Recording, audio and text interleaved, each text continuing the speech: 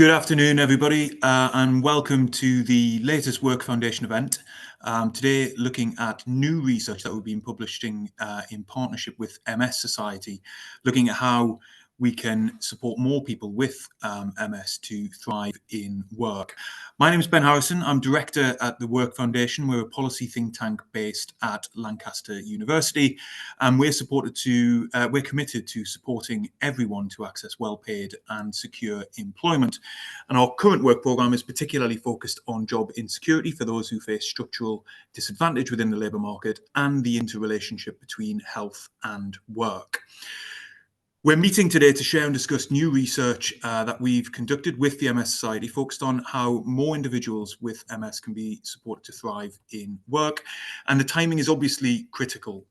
Since the beginning of 2020, the number of people who've left the labour market altogether due to long-term illness has risen by nearly 700,000 and now sits at over 2.8 million. And in responding to this challenge, the government has set out a Pathways to Work agenda with changes to welfare policies likely to take centre stage at the forthcoming spending review, including plans to save upwards of £5 billion in potential welfare spending, alongside investing around £1 billion in new employment support schemes.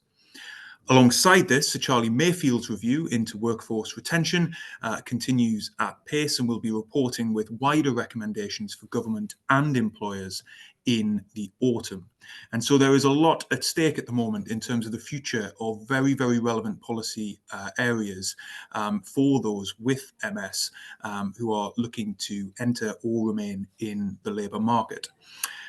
Aman, Navani, one of the authors of the work, is going to talk us through the research findings themselves in just a moment, set out some of the kind of key implications for policy and for employers as well.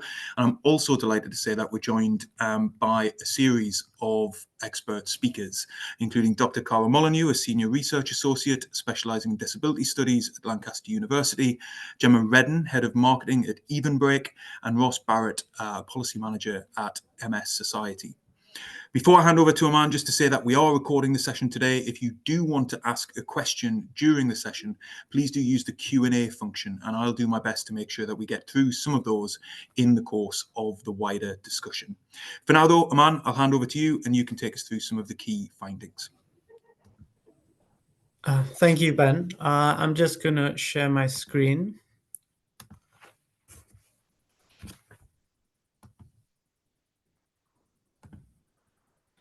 Okay, should be good to go now. So before we get into the key findings of the report, I just wanted to spend a moment talking a bit about the background context of the study at the Work Foundation. So we're building up a research program looking at the interaction of work and health and how to promote a healthy workforce. This is because, as Ben mentioned, economic inactivity due to ill health is a key policy challenge. It stands at a near record of 2.78 million at the moment. The government has set an employment rate target of 80%, which involves supporting people back into work, but also preventing people from falling out of work. And so for this project, we've partnered with the MS Society to look at the experiences of people living with multiple sclerosis in the UK and their experiences of work. There are an estimated 150,000 people living with multiple sclerosis. Most people are diagnosed in their 30s and 40s, often at the peak of their working careers. It's a health condition that affects the central nervous system by damaging the protective coating around the nerves. And so this results in symptoms such as blurred vision, severe pain, and issues with movement, thinking, and feeling. And people with MS do face significant challenges at work and often do not get the support they need. So a bit more about the policy context. As Ben mentioned, there's huge changes in the policy, employment and welfare policy landscape. The government has pledged to boost employment support by £1 billion. They've launched a Keep Britain Working review led by Sir Charlie Mayfield, looking at ways in which we can prevent people from falling out of the workforce. They've also proposed cutting health-related benefits, such as the personal independence payment, by £5 billion, which will have an impact on people with MS, and we'll be discussing that a bit later on. So the findings of the report is based on a survey we carried out in partnership with the MS Society of 1,125 people with MS. So as a first step, I thought it was important to acknowledge that the symptoms of MS do have an impact on people with MS's ability to work. For example, 24% said the impact of MS was severe and they were unable to work. So I think it's important to note that for some people with MS, leaving work is the right choice for them, and employment is not always the end goal. However, with that caveat in mind, for most people with MS, they can and would like to work. And the focus of the report is the sort of challenges they face at work, as well as the workplace support they would need to thrive in the workplace. So if we first looked at challenges at work, and there are three main areas. First, we have challenges with job characteristics. So this is to do with job design primarily. The most common one was unmanageable workload. So over a quarter of respondents said an unmanageable workload was a key workplace challenge. Second most reported challenge was a lack of flexible working, lack of flexibility in working hours. And I think those two challenges do go hand in hand.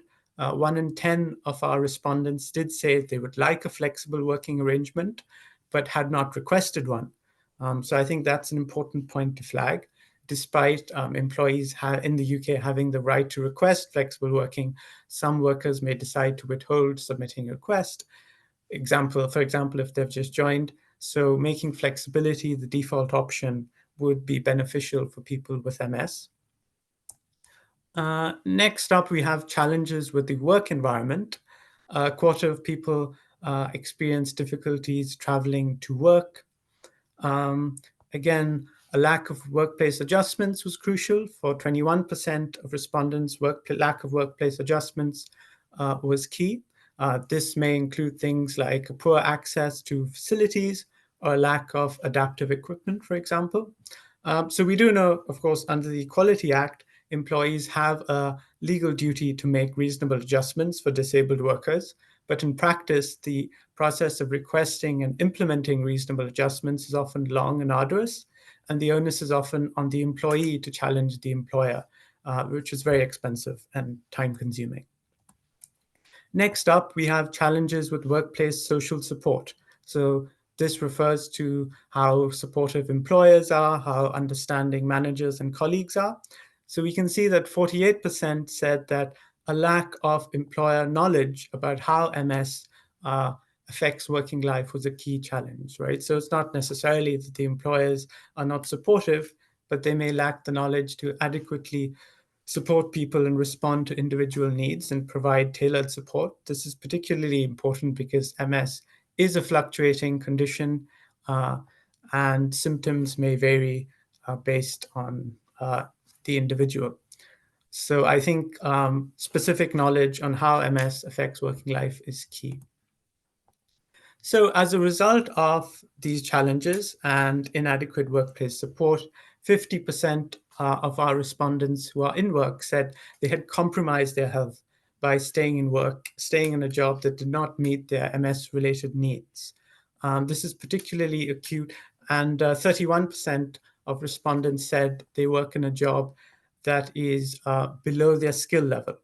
And so I think that's a crucial point for both the Work Foundation and MS Society. We believe that people with MS should have equal opportunities to thrive and progress in their careers.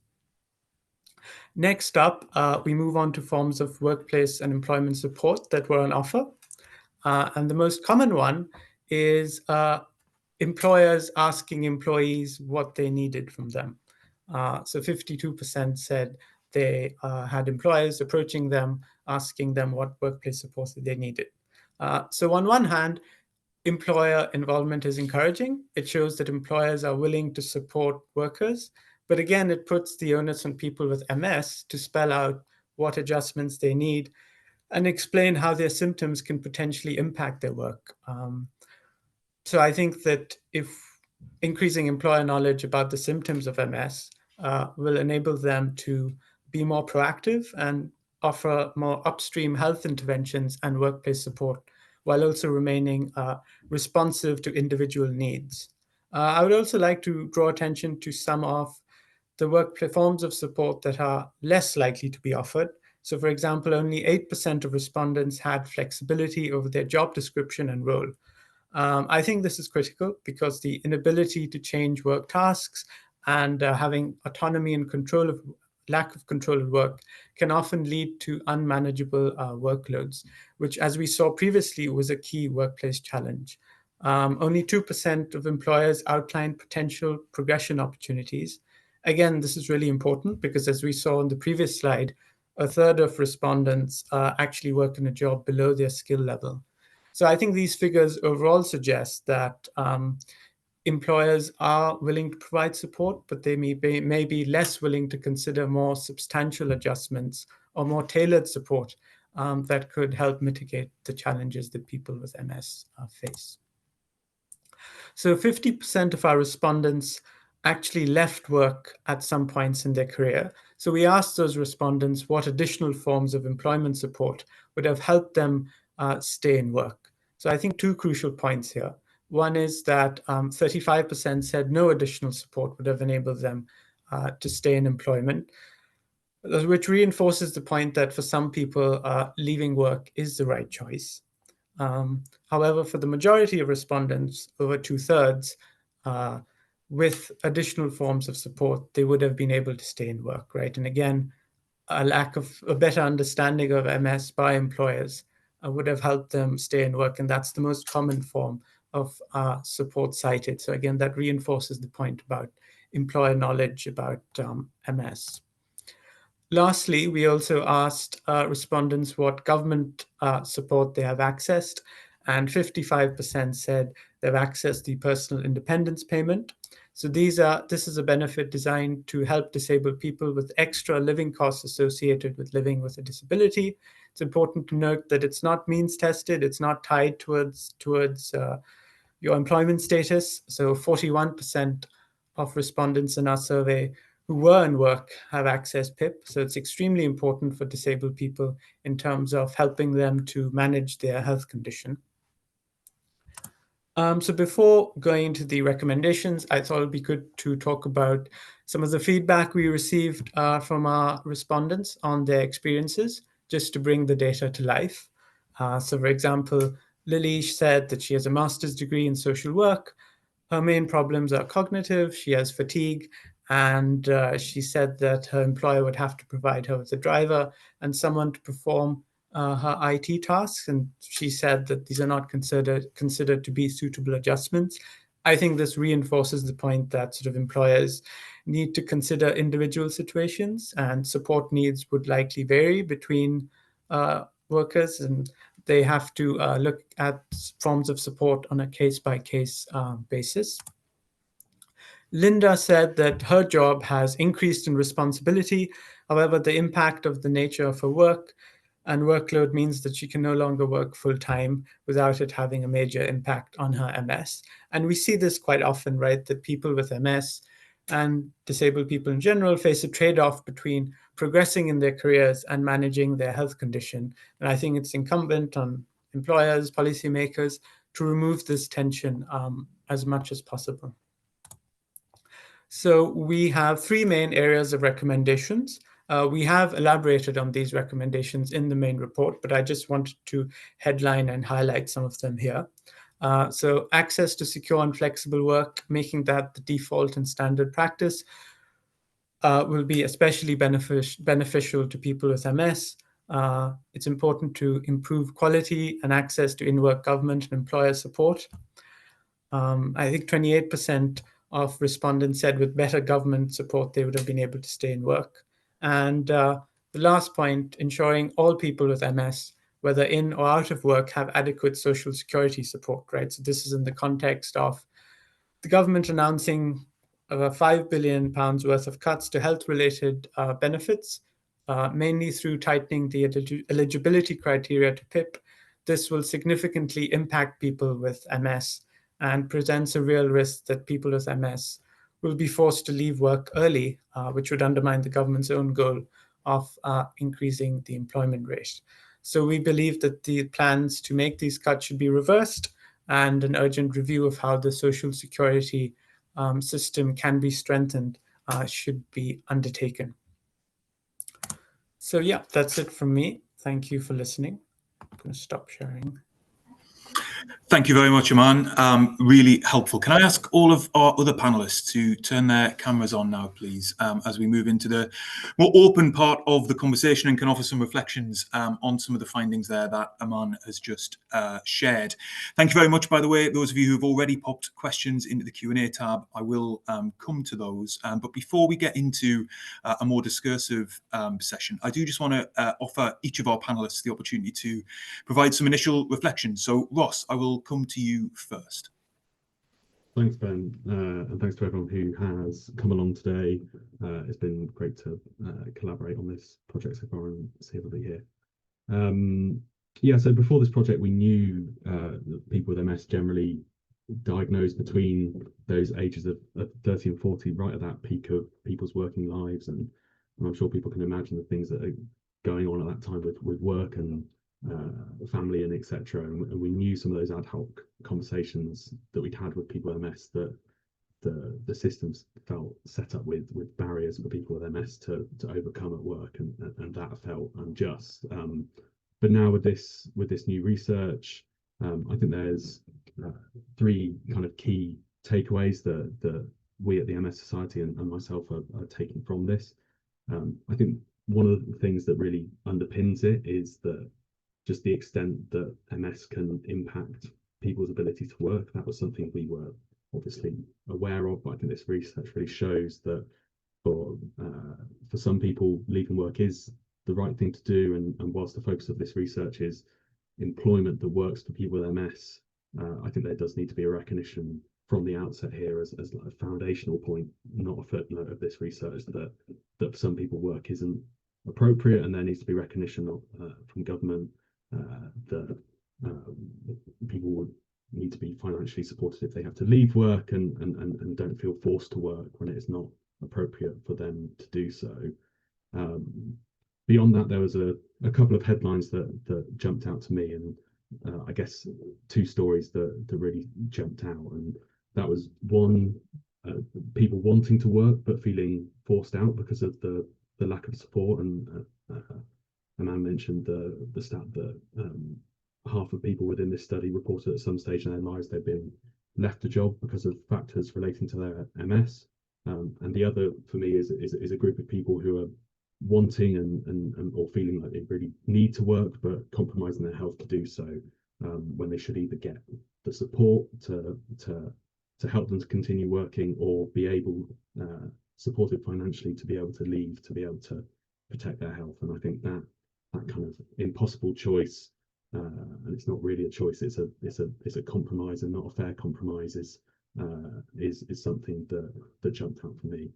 And just finally then, I guess Man has talked through a lot of the, I guess, significant challenges people with MS face at work, and there's some really interesting stuff around flexible working and workplace adjustments, and I'm sure we'll get into discussion on that. But I think the final thing that stood out for me, and that was a little bit of, I guess, a curveball for us in this research process, was the welfare reform proposals and the impact that could have on people with MS, and both in and out of work. So 4 in 10 people with MS in work being in receipt of PIP, and often citing within the free text responses how they use that to help them stay in work. That is something that really stood out to me, and I think really emphasizes how urgently we need to ensure that all people with MS, disabled people, whether in or out of work, have that adequate welfare support.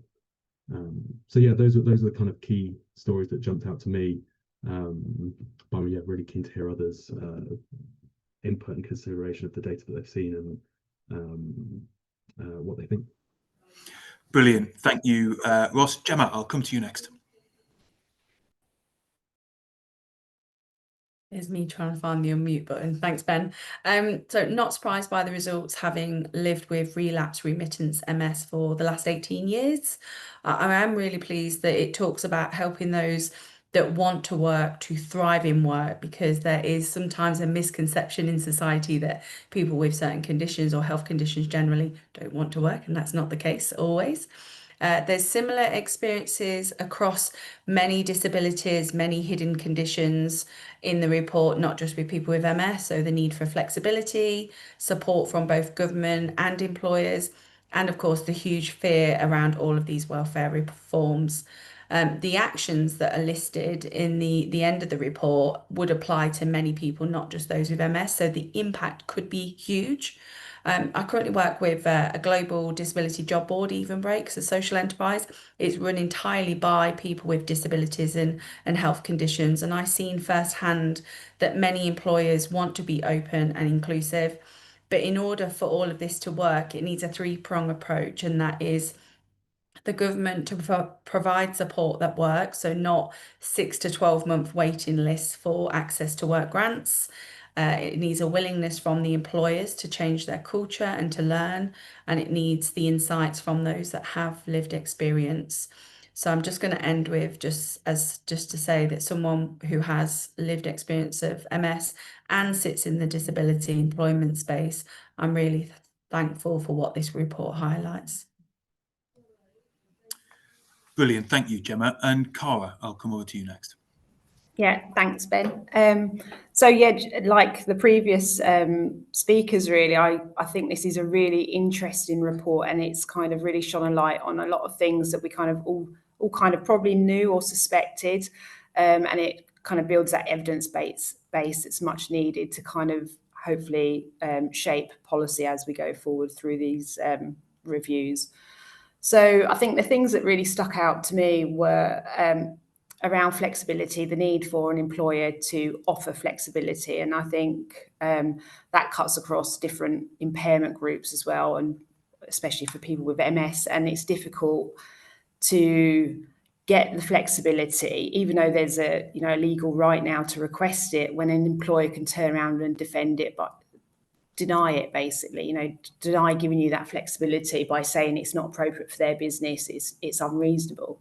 So I think we need to think really carefully about what circumstances an employer can actually deny flexibility in the workplace, and help employers to think differently about kind of job design, job carving, creating new roles, looking at specific tasks, and maybe some tasks could be made flexible, and that would deal with the workload issue as well, potentially. So, breaking jobs down, helping employers to educate themselves around the impact of MS in the workplace and other impairments as well. So maybe, I know it's difficult for people to know what to ask for in terms of a reasonable adjustment. We can't assume that people even know where to begin to have that conversation or what would help them in the workplace. So line managers need training on different disabilities, impairment types, and being proactive and kind of preempting that their workforce is diverse in needs for many different reasons. And I think something Gemma picked up on is, making things inclusive or accessible in the workplace will help. It will spin out to lots of different people, carers, parents, all sorts of people in the workplace. And as we know, most people acquire their MS during their working life in their 30s or 40s. And so if employers can kind of predict that they're going to need to be working in ways that kind of accommodate people's needs, it's just going to benefit everybody, and make the whole process easier to keep people in work and to allow them to thrive. So I've also got issues around kind of like having those conversations and this kind of real dilemma and angst that people feel. So kind of creating a culture that feels really supportive and empathetic. And I think that's a big piece, how do you change a workplace culture? But it comes from the leaders within that firm. So if government can somehow invest in helping business leaders to address these problems, it's going to, again, help everybody have a spillover effect. Access to work could be mentioned here, and inadequacies there, and how that really could help smaller employers as well, a lot more than it is doing at the moment. But I'll leave it there for now. Brilliant. Thank you, Cara, and thank you all for those initial reflections. I'm happy to say we've got a lot of questions coming in from our audience. So I actually might dive straight into some of those, because each of you, from Aman's presentation and then in your responses, have sort of reflected on the importance of flexibility. And I think a couple of key points have come through the Q&A so far. One being that actually requesting flexible work can be quite intimidating. And workers can often feel that this is going to be a sort of reflection on either a weakness or a limited ability to be able to do the work that's being asked of individuals. And then alongside that, a question around what realistically does flexible working look like for people with fluctuating conditions. I think, Cara, you've just touched on some things there around individual tasks, but I guess the question is getting to this idea that this can be challenging for employers to sort of think through, because it may not be a traditional flexible working request. It may involve a more active role for line managers and things like that. So on the one hand, that idea around sort of too much emphasis being placed on the individual to request flexible working. On the other, challenges for employers around how to sort of deliver flexible working that works for people with long-term conditions or fluctuating conditions. Jemma, it'd be great to get your reflections in the first instance.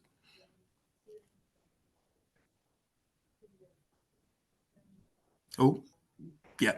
Which did you say me? I wasn't sure Yes, which name. yeah. Okay, yeah, perfect. Well, I'll start off with in terms of requesting, because I can absolutely see the person who asked that question, how daunting it can feel to actually ask for flexibility. And it's the same with taking leave. You know, people with disabilities generally take less leave because they are so afraid of losing their job or what the perception might be on them. So understandable where you're coming from. But you have to remember that the new flexible working rule came into place. So it's an absolute right for anyone. That flexible working rule applies for parents, care leavers, those with disabilities, anybody. So I wouldn't take it as something as negative as perhaps you're thinking of it. You know, it's your absolute working right to be able to ask for flexibility. In terms of what that looks like, because I think someone commented about, what if it changes? You know, particularly with MS, it fluctuates. One week you might be fine, the next week not so good. So you might want different adjustments. You might want hours changing, days that you work. It could be a number of different ways that flexibility is put into place. But I would just say, have an open conversation with your line manager or HR representative and talk to them about what that might look like, and explain that it could be short-lived. You might be surprised at how open and accommodating some employers are. Brilliant. Thanks, Jemma. Ross, do you want to maybe come in on that? And perhaps it'd be great to get some or any sort of practical reflections you've got of experiences that you know of people who have had with their line managers, for good or for bad, in this sort of area. Yeah, I think from this research that we've just published, there was as Aman touched on, I think there was a real indication that and a feeling from the MS community that employers on the whole, perhaps maybe more than we thought, were supportive. This is employers, line managers, colleagues were supportive of people, but maybe just didn't quite have the tools and the understanding to deliver the support that actually people needed and would be most effective. And I guess that kind of we saw that play out a little bit in some of the questions we asked about flexible working as well, where there was a number of people who maybe had those flexible working requests delivered and implemented, but they would be quite restricted in their scope. And something that we speak about quite a bit in the report is encouraging employers and to think of flexibility and flexible working requests in broader terms, and outside of I guess just the things that immediately jump to mind, maybe around hours and location.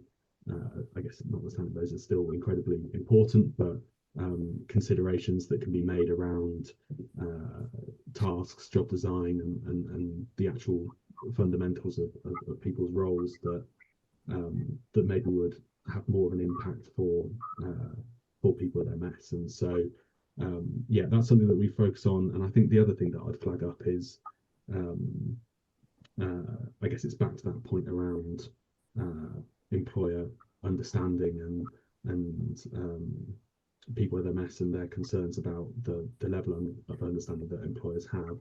One of the recommendations within the report as well is for improved guidance and support for employers, not just on MS, but on broader neurological conditions and disabilities. And I guess building on a piece of work that we've done previously, putting forward a suggestion of kind of one-stop shops and easier ways for employers to access that guidance and support. Because if that support is there, but they need the tools to kind of better implement that, we hope that is something that can contribute to that.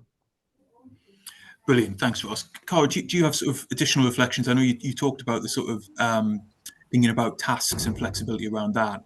We do have a sort of an additional question in this course as well, around even where employers do have good policies, how they're implemented and introduced by line managers can be really, really important. And so any reflections on that side of things? And I suppose you also mentioned around small organisations too, the capacity can be constrained from a management perspective.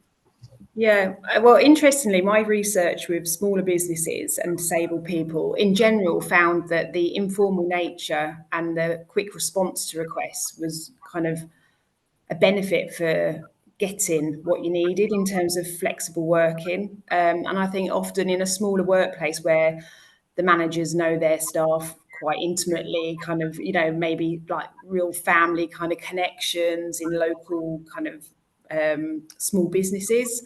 You could have all grown up, gone to the same school together, share, your children go to the same schools. That kind of atmosphere can really like foster a trusting acceptance of our differences. And quite often it's kind of like a give and take. So if I give you that flexibility, I expect you then in return to kind of be flexible when I need you, and it's kind of quite supportive in that way. But then that comes with drawbacks in terms of if it's not formalised, then obviously a change in line manager or something changing at work could mean that your flexibility that was agreed is no longer agreed. So getting policies in place, getting it formalised is really important, even in small business. But what was I going to say around tasks? Yeah, I really think that there could be benefit in trying to encourage employers to really sit down and look at each job individually and say, okay, go through it with pick it to pieces and say, okay, could we introduce flexible hours, location, annualized hours, job sharing, part-time working, whatever it might be, come in, to miss the commute, the rush hour, come in at 10, do core hours rather than 9 to 5, whatever. There's so many different options. And I think it takes employers to learn from other employers who are doing it well. So kind of sharing peer-to-peer learning around like employer networks, business groups, start bringing disability into the conversations more regularly. And maybe Job Centre Plus work coaches could really work with local employers to kind of embed flexible thinking on job design. I just think there's a lot more that can be done, and we need to think more around the demand side and less around kind of like making people job ready and changing the worker, and let's change employers, and bring them up to scratch. So, yeah. And Cara and Jemma in particular, in your experience, because very often I think, or at least some of the time, employers will sort of hear that sort of thing and immediately think, well, this is going to cost me more, or it's going to impact our ability to deliver X, Y, Z. Any reflections on how we overcome that sort of false trade-off, or very often false trade-off, where actually being able to make some of those flexibilities and adjustments can lead to a better working culture and a more productive environment? Yeah, I think if you look at Jemma's organisation, EvenBreak, I mean, that's a prime example of somebody who's probably doing it really well and benefits from it. So I'll let Jemma answer the benefits from the employer.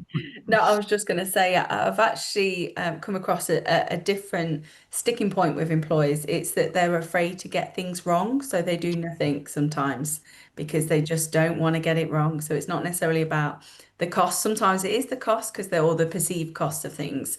But most of the time, the conversations that we're having is we just don't want to get it wrong.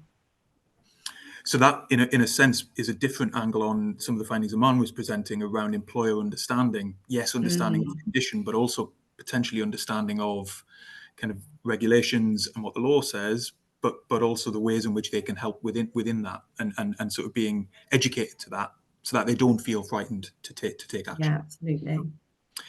Are you aware, Gemma, of sort of good resources or practical ways in which employers can educate themselves in that regard? Yeah, there are organisations like Business Disability Forum. There are many groups on LinkedIn, disability employment groups that people can join.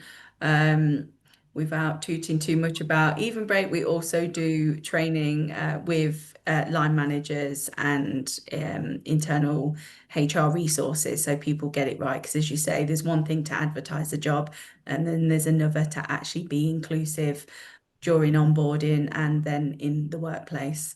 So yeah, absolutely, EvenBreak's probably an area I'd recommend. Brilliant. One additional sort of element that's coming through in a few questions is the sort of particularly pernicious impact uncertainty can have, and stress that comes from uncertainty for those with MS. And I just wondered, Aman, Ross, whether either of you had sort of reflections on the Employment Rights Bill in this regard. So another important piece of legislation currently going through Parliament that looks to both introduce a guaranteed day one right to flexible working, but is also providing a host of additional employment protections more broadly. Ross, maybe I'll come to you first. Are you sort of optimistic and encouraged by the sort of state of that legislation at the moment, and will it help in this regard? Yeah, I think on the whole, we definitely are starting from a position that there are really positive things within some of the work that the government is doing, and yet in particular in respect to the Employment Rights Bill, as you mentioned, around flexible working, but also something that I guess that has come through in this work, and certainly some of the free text responses and lived experience that we speak to is around sick pay as well. And so again, some of the moves from government that are within the bill currently around sick pay are really positive, whether that is the scrapping of the lower earnings limit and creating a kind of fairer system of sick pay, or again bringing forward that day one right for sick pay. I think on the whole is broadly positive. I think there are elements still where we feel there are specific amendments and shifts, progress that could be made within that bill that would more directly support people with MS and the challenges that people with MS face. And so MS being a fluctuating condition and something that can really change in its effects over time. We know that people with MS use sick pay in a range of different ways, and might have different needs from sick pay to other people within the population. And so something that we have been focusing on, well, number one that is cited within the report is I guess more direct support for people when they are off sick. So whether that is I guess better paid statutory sick pay, or encouraging more employers to take up occupational sick pay, so there is less of that kind of direct choice and compromise again between people's health and their financial security.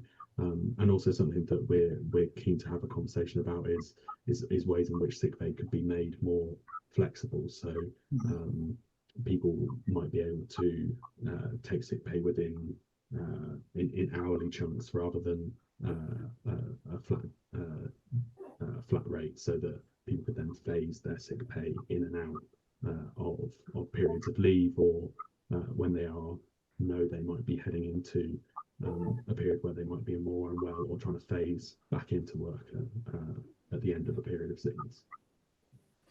Brilliant, thanks. I think it's really important, and it's certainly an area in which Work Foundation research has suggested that we'd like the government to be going further as well. Aman, I guess particularly on the flexible working side of things, but also some of the other day one rights, the secondary legislation here is going to be really important, isn't it? Because that's where a lot of the detail will sort of get worked out. Are there particular areas that we should be keeping an eye on, beyond the signing of the bill and as we sort of seeing it rolled out over the next couple of years? Yeah, I think around flexible working. So currently, obviously, as we know, we have the right to request flexible working. And I think in this bill, they are reducing the reasons that employers can give to refuse requests to access flexible working, which is key. But I think a default right to flexible working would be ideal. And I think as we move forward, implementation of the employment rights is extremely important because historically, labor market enforcement is particularly poor. We have a very fragmented enforcement regime, so creating a single enforcement agency, which the government plans to do, will be critical in terms of implementing the new rights and protections. Brilliant, thanks, Aman. Ross, I am conscious that we are getting quite a few questions and comments through from individuals with lived experience of MS and sometimes of asking some quite specific technical questions. I'm really happy for them to be covered off in the course of the conversation if you wouldn't mind taking a little bit of a look. But if we didn't get time to do that, if either they can be answered in text or if we can follow up post-event, I think that would be great. I'm just conscious I don't want to leave people hanging for those. One other. Oh, sorry, Ross, go on. No, I was just going to say, yeah, absolutely. I've been trying to have a look across. I know there's lots coming in, but certainly when they're getting into more detail and more specific requests, I can take them back and take a look and make a promise to make sure I will get back to everyone who has posted them in. Brilliant, thank you for that. A big area of this conversation, I think each of you sort of touched upon it in the opening remarks, and we've had a couple of particular questions around it, is the government's welfare reform agenda and the extent to which this is going to make it more challenging for people with MS or conditions like MS. And there were, of course, the findings that Aman talked us through about the proportion of those with MS in work who have accessed PIP as a sort of support to enable them to continue working. Cara, it would be great to get some of your reflections as to the sort of unintended consequences that we might be about to see from the government's direction of travel here, and whether there are other, we've sort of talked in the report about reversing these changes, but are there other ways in which the welfare system can be strengthened rather than weakened to support more people with MS into sustainable work? Yeah, I suppose so. First off, I think there's been some research by the Disability Policy Centre that's been published around changes to the proposed welfare support and how actually by investing in disabled people and employers, that would be kind of like economically the better approach rather than pulling back. So pound for pound, kind of the Treasury would actually benefit from investment rather than cutting. So yeah, I think there's other approaches that could be taken, and they're not easy, and I think that's why it's kind of been avoided by every government for decades, really. And it takes a lot of tough choices, I suppose, to reframe kind of where the focus of the problem is lying. And I honestly think that job centres need to be places that feel supportive, and kind of like removing any sanctions and conditionality, or harsh kind of conditionality, and putting in place kind of support mechanisms that actually feel meaningful and actually deliver on the kinds of jobs that people say that they are wanting to do, and that those jobs are created in ways that feel good, and and not forcing people. So I mean, it's been a relief that the government have come out and said that they're not going to force people into any job now. So that's a good sign. I think there's been a shift in focus, and I think employers now are being kind of a target of focus more so than they have in previous years. So I think steps are being made in the right direction, and I just think we need to keep going down that road of supporting employers, because we know that people that want to work are ready and willing to work, but they need the employer to offer them the jobs or to keep them in the jobs, rather than losing their jobs. So, it's something that I've kind of known for the last 10 years in the research that I've been doing, that the focus really does need to be on the other side, on the demand side. Let's help the employers to be better employers and support them in doing that, if that means more investment in access to work, training, other services that we can do, business support services. I think that's the direction of travel that we should be taking things. Yeah, thank you, Cara. And I absolutely agree. I think the Employment Minister's comments last week around moving away from that previous approach of any job is better than no job, and then you sort of expect people to progress from there, is certainly very, very important. And together with the sort of additional funding for employment support, opportunities there, I guess it's just juxtaposing that with the immediacy of, or the potential immediacy of cuts. Jemma, I wondered from your perspective whether you feel employers in the round have a sense of the impact that some of those welfare cuts might have on people who are in the workforce today, and what we might do about that.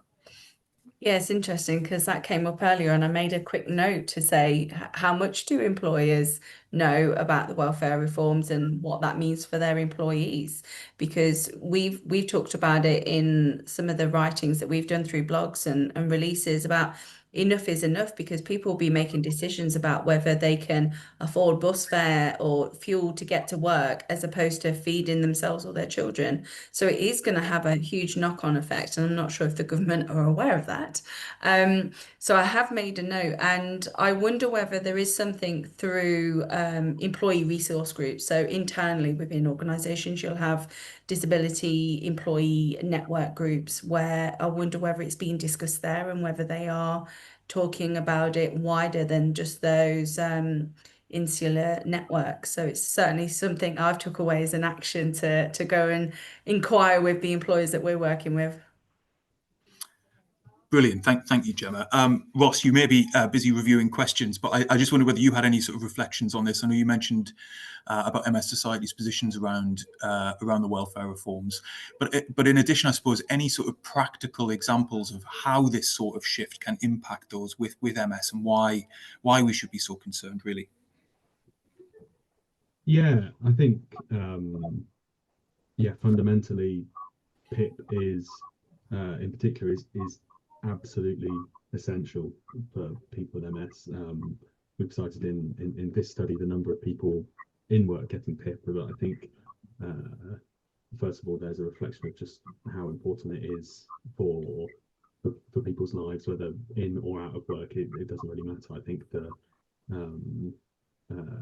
we'd want that support to be based on need, and that is I guess the fundamental position for us. And and then I guess through this research, we've seen, I guess, the scale of the support that PIP can give to the MS community, but also some specific examples of how it is used to directly support employment. So as Jemma mentioned, a lot of the time, examples mentioned around travel, and whether that's public transport or it's if public transport is not appropriate, quite often things like taxis to work, or support to get ready for work. And we've also just put out on our news site today some more information about this work, but also with some further lived experience case studies in there, in terms of people talking about the support, that just the financial backing that PIP can give to people to enable them to even consider and support them to get into things like part-time work. If a full-time job would not be feasible for someone, PIP can sometimes be that booster to kind of enable people to participate in the job market in any form. And so so it's certainly an absolutely crucial benefit for the MS community. And I think for us, it's about reversing, rowing back on these immediate decisions. I think that power, we've talked a little bit about employers and what do employers know. I think the ultimate power does sit with government, and I think we really want to make sure that we get across just how essential this is and how widespread the effects and the changes to PIP could be to people with MS in work, but also that there is a lot of positive work that the government has been doing around some of the things already discussed, whether that's a change in tone and approach to job centres or on the employment rights bill. So we're still here, and we're very keen to work with the government in terms of conducting a more wholesale review of PIP and the social security system, so that it can better support people, but also better support people into work. Brilliant. Thanks, Ross. I'm conscious of time, and we probably only have sort of 5 to 6 minutes left of the conversation. We have had a couple of sort of points of information or questions, Aman, around sort of elements of the research itself. And so if you don't have these data points to hand, don't worry, I'm sure we can get back to people. But just in case you do, there's one question in particular around how the stat around people being more likely to be in work which is below their skill level generally compares to the sort of overarching population. And I spotted another as well around whether there were significant differences between age groups within some of the findings too. So if you do have any reflections on either of those, that would be great. So on the point about skill level, I don't have the data for people without MS, but I think this point came up repeatedly in our free text responses. Lots of people saying that despite years of experience, multiple degrees, they felt that they couldn't progress any further up to a point in their career. So I think this was a very important point for us to highlight, even though we didn't have the comparison. Secondly, on the point around differences in age group, I think when it came to compromising their health, so young workers aged 18 to 24 were much more likely to say they had compromised their health by staying in work in a job that didn't support them adequately. And that could be because they feel compelled to sort of stay in work to progress in their careers because they're just starting out. But I thought that was really interesting that young workers are more likely to compromise their health by staying in work. That's really helpful. Thank you, Aman. I do note as well, by the way, that someone put a comment in there around our language around developing a healthy workforce and the sort of risk that might feel exclusionary to some disabled people. I think that's a very good challenge and feedback that we will take on board in terms of how we articulate that in the future, because it's certainly not the intent.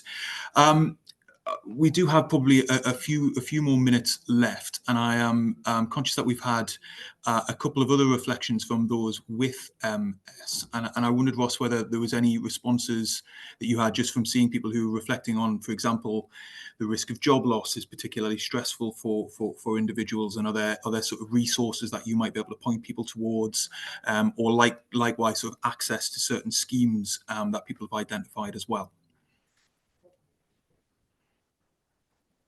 Sorry, just to get myself off mute there. Yeah, absolutely.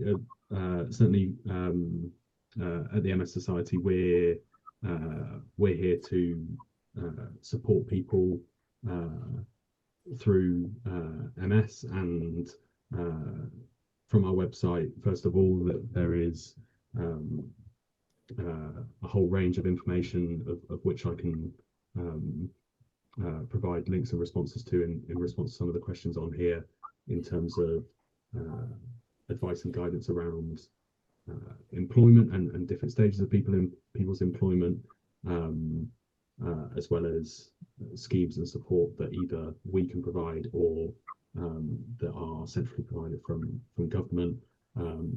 We also have our helpline, where also people can either get more generalized support, or they can be directed through to more specific professional employment law advice or benefits advice as well. So yeah, I can certainly follow up with people in terms of the ways to access those resources. Brilliant. And I would say as well to anyone who's looking at the Q&A function, there are other resources that have been tagged in there, and other research projects as well. For example, from Catherine Hill, recently published study with King's College London, which is well worth checking out too. In terms of sort of bringing our conversation to a close this afternoon, I did want to sort of provide each of our panelists with a sort of final opportunity to think about some of the big changes that we may need to see in the future if we're going to create an environment where those with MS are supported to thrive at work, where it is right and appropriate for them to be in work. And so it's a bit of a mean question, really, but I'm going to give you each the opportunity to sort of reflect on it. What's the one big change that perhaps an employer can take in order to make that a sort of a more realistic proposition, and what's one big change that government could make? And Jemma, I'll come to you first, if that's all right. Oh, it's an easy one with the government. Get access to work right and stop the endless waiting list, because it's a pain. For employers, one of the reasons EvenBreak was established was that we did a lot of research with disabled people 13 odd years ago when the organisation was created, that people didn't know or couldn't recognise where an employer was inclusive. So when it comes to employers, whether they use a specialist job board like EvenBreak or not, one thing they can do is make it really clear on job descriptions. So I know we had a discussion before the call about disclose or not to disclose. I think it's broader than that, because many conditions share the access requirements needed or adjustments needed. So simply having a statement in your job description or on your careers page that says, what access adjustments do you need to help you thrive in this interview or thrive in this role would just go a long way to showing people that you are open. Brilliant, thanks, Jim. That's really really helpful. Cara, I'll come to you next. Yeah. So for employers, I'd recommend really considering being sensitive to wide range of people's working kind of preferences and patterns, and just be willing to think kind of outside of the box and to support your employees. I mean, at the end of the day, you want them to be productive workers if you're paying their salary, so you want to get the best out of them. So find ways that match what they actually need, and which the employer is comfortable with doing. And to learn from organisations that are doing this really well, and there are some, and so we need some case studies provided by the government with really clear kind of toolkit, things to do. I think ACAS has some good resources on their website to look at for employers, to share the good work that's being done to help others learn how to do it better, not to force people into bad jobs, and to put the money behind access to work, and for those people that are unable to work, provide adequate social security that keeps them at a subsistence level that's not harmful, and can allow people to thrive even outside of work. Brilliant, thank you, Cara. And Ross, I will give you 30 seconds or maybe 45 seconds to offer your reflections on that. I'll try and keep it brief. For employers, consider and push forward the potential benefits and opportunities of flexible working. So not just those, I guess, more standard location hours. Consider those wider changes that can be made to retain people in roles, and to the government. A simple one, I guess. Think again on the welfare reform changes and the implications that could have for employment. Brilliant, bang on time. I think then that just about brings us to a close in terms of the conversation this afternoon. I apologise if I wasn't able to get to a comment or a question. We certainly had a large number. We mentioned a couple of times. We'll try and address those for you post event. But I would like to say a huge thank you to our panellists for their contribution, to MS Society for being such a great partner to work with on this research, and to all of you for attending, and the Work Foundation team who who lead on producing our analysis and on putting sessions like this together. Somebody did mention in the questions around how are we sort of taking this work forward and looking to address decision makers with it. One of the ways in which we're doing that is holding a roundtable in Parliament next week with MPs to discuss the findings. And then at the Work Foundation, we're also running an online event to launch our 2-year-long study of disabled people's experiences of remote and hybrid working, which is funded by the Nuffield Foundation on the 1st of July, and a Health and Work Forum session for employers up in Lancaster on the 2nd of July. And more details will be available on the Work Foundation website of both of those sessions. For now, though, thank you once again. I hope you found the discussion valuable and enjoy the rest of your afternoon.